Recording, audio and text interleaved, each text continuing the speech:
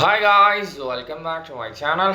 Premier ലീഗിൽ നടന്ന Arsenal versus Tottenham മത്സരം 2-1 എന്ന ഗോൾ സ്കോറിൽ ആർസണൽ വിജയം കരസ്ഥമാക്കിയിരിക്കുകയാണ്. ഈ ഒരു വിജയത്തോടു കൂടി 43 പോയിന്റുമായിട്ട് രണ്ടാം സ്ഥാനത്ത് തുടർന്നുകൊണ്ടിരിക്കുകയാണ്. ആർസണലിനെ സംബന്ധിച്ചിടത്തോളം നല്ല രീതിയിലുള്ള ഒരു ഫൈറ്റിംഗ് സ്പിരിറ്റ് തന്നെയായിരുന്നു ടോട്ടൻഹാമിൻ്റെ ആ ഒരു മത്സരത്തിൽ കാണാൻ വേണ്ടി സാധിച്ചത്. പക്ഷേ ആർസണലിൻ്റെ ഇപ്പോഴുള്ള ഒരു സ്ക്വാഡിലുള്ള പോരായ്മ എന്ന് പറയുന്നത് ആ ഒരു ഫിനിഷിംഗ് പോയിന്റിലേക്ക് വരുന്ന സമയത്ത് വളരെ രീതിയിൽ സഫർ ചെയ്യുന്നതായിട്ട് കാണാൻ വേണ്ടി സാധിക്കുന്നു.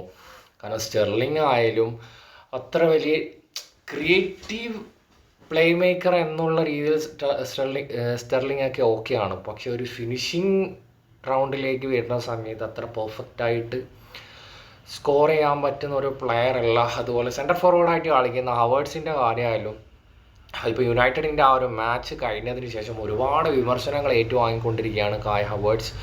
ഒരുപാട് ചാൻസസ് മിസ് ചെയ്തു. അതുപോലെ അവസാനം ഷൂട്ട് ഔട്ടിലേക്ക് പോകുന്ന സമയത്ത് അതും സ്കോർ ചെയ്യാൻ വേണ്ടി സാധിച്ചില്ല. നിങ്ങൾ വിമർശിക്കുന്നതിന് മുന്നേ അറിയേണ്ട കാര്യങ്ങൾ, ഈ ഹവേർട്സ് ബയർ ലെവർകൂസൻ കളിക്കുന്ന ആ ഒരു സമയത്ത് പുള്ളിക്കാരൻ്റെ ടാലൻ്റ് എന്താണ് നമ്മളെല്ലാവരും കണ്ടതാണ്. പുള്ളിക്കാരൻ കളിക്കുന്ന ഒരു പൊസിഷൻ എന്ന് പറയുന്ന അറ്റാക്കിംഗ് മിഡ്ഫീൽഡറായിട്ട് കളിക്കുന്ന ഒരു പ്ലെയറാണ്.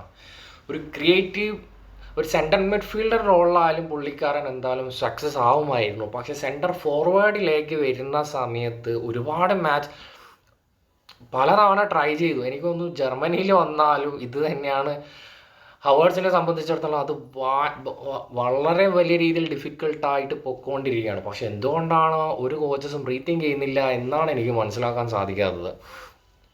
ചെൽസിയിലേക്ക് വന്ന സമയത്ത് അത്ര വലിയ രീതിയിൽ സക്സസ് ആയിരുന്നില്ല. അതുപോലെ ആർസണലിൽ വന്ന ആ ഒരു സീസണിൽ കുറച്ചൊരു റിസൾട്ടൊക്കെ തന്ന ഒരു പ്ലെയർ തന്നെയായിരുന്നു. എഗെയിൻ വളരെ പ്രതിസന്ധിയിലാണ് പൊയ്ക്കൊണ്ടിരിക്കുന്നത്. അപ്പോൾ ഈ ഒരു വിഷയം ആർസണൽ ഫാൻസ് നിങ്ങളെല്ലാവരും മനസ്സിലാക്കേണ്ട കാര്യമാണ്. പുള്ളിയുടെ ഭാഗത്ത് തന്നെ തെറ്റ് തന്നെയാണ്. പക്ഷേ പുള്ളിയുടെ പൊസിഷൻ അതല്ല, പുള്ളി ആ ഒരു പൊസിഷനിൽ ആപ്റ്റല്ല. അപ്പോൾ വിമർശിച്ചത് കൊണ്ട് യാതൊരു റിസൾട്ടും കിട്ടാൻ പോകുന്നില്ല.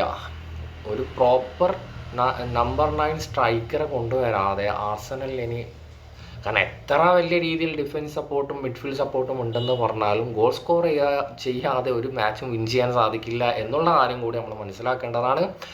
അപ്പോൾ ഗൈസ്, നിങ്ങളുടെ അഭിപ്രായം കമൻറ്റിൽ രേഖപ്പെടുത്തുക. നെക്സ്റ്റ് വീഡിയോയുമായി വീണ്ടും കാണാം.